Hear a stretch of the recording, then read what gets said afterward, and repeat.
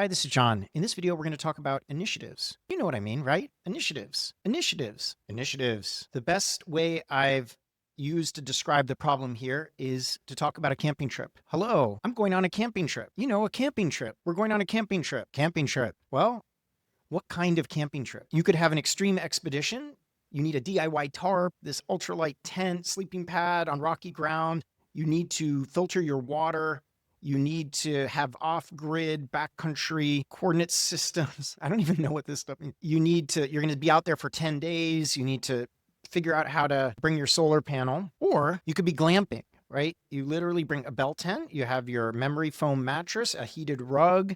You're going to order in food. You have decorative lanterns in different places. You have a private hot tub near your tent. It costs $300 per night, and you take Instagram photos of what you are. The problem with initiatives, of course, is that you have this equivalent problem. Like, what kind of initiative are you talking about? How do we solve this problem? First, the way that many people try to solve the problem is they say, how long will it take? Or maybe they say complexity. Now, those two things are useful for some things, but they often obscure the actual challenge of describing what the initiative is. You can think about different shapes of initiatives. For example, a collaborative quest, this medium-sized effort requiring cross-functional teamwork, moderate risk, ongoing syncs. It's a quick hit. It's a small, well-understood task, low technical complexity, a deep dive spike, a short research-focused probe, uncharted technology, a platform pillar. It's large, it's low risk, but it's shared infrastructure. It's a long time horizon, regulatory crusade, customer fix-it, innovation moonshot. You get the idea. There's lots of dimensions that might ultimately determine what the shape is of that initiative: technical complexity, overall size, time horizon. Now, when people think about initiatives, how do they tend to deal with them? I've just described that they have many different shapes, but that's not how people deal with them.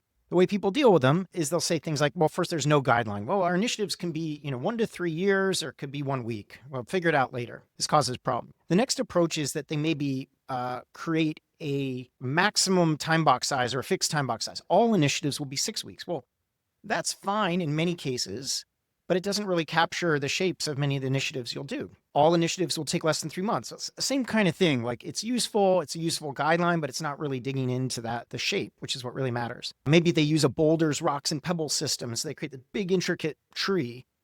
Now, the problem with those is that you often have teams just having to fill out tons of forms to define a boulder, rock, and pebble for everything they're doing, when maybe the thing they're working on doesn't involve boulders and maybe doesn't involve pebbles. So what do I recommend to teams? First of all, is to use shapes. So I discussed, some simple labels here, but figure out some labels in your company that work well by looking at dimensions like this and picking the dimensions you want to use, and then thinking of the variations that matter. So that way you create some common language. The next thing is, I suggest that teams make initiatives as long as they need to make them. The real question is it accurately conveying the bet? That becomes the number one thing. So if you have a 3-quarter initiative, that's fine if that's the bet and you can explain how that bet works.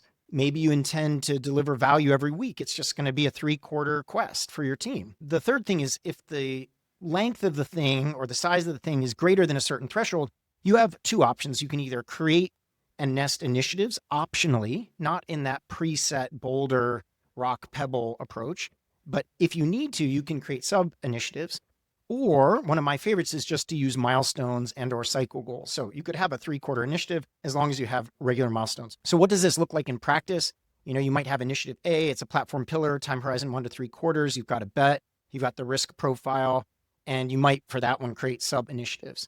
For this one is a 1 to 3 month bet. It's delivering a targeted feature or optimization. There's a lot of fast feedback, low technical complexity, and that you might use milestones. Or in the case of initiative C, you might have milestones on some period, and you might have measurable outcomes linked to those milestones. You get the idea, right? So you frame your initiatives this way. Sometimes you can use sub initiatives, like in this first one. Sometimes you use milestones, whichever works for you. So in theory, what that gives you is it gives you these initiatives. Obviously, you're going to link your initiatives to an objective, but sometimes you might have a 2-tiered initiative, sub-initiative thing, or you just might use initiatives and milestones, in which case you'll be able to link those to objectives.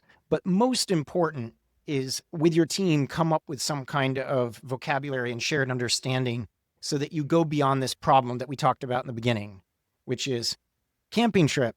Well, what kind of camping trip? Or initiative? What kind of initiative? Hopefully this helped. Thanks.